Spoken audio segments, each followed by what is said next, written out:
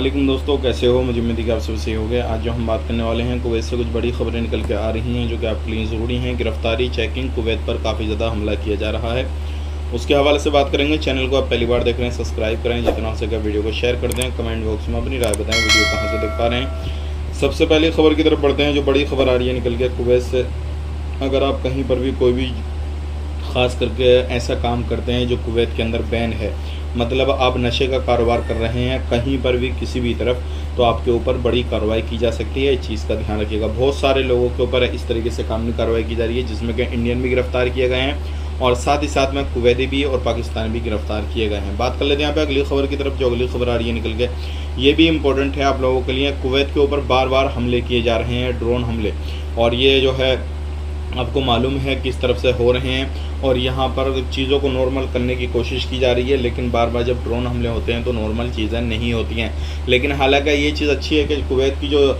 Civil defence है, वो सारा कुछ जो सिस्टम है वो ऊपर ही ऊपर जो है मिसाइलों को नष्ट कर देता है, अट्रैक जो भी होते हैं उनको मार गिराता है, और किसी भी तरीके से नुकसान नहीं होता है, और ना ही ऐसी जगह गिरता है कोई भी मिसाइल जिससे किसी के ऊपर ख़तरा हो।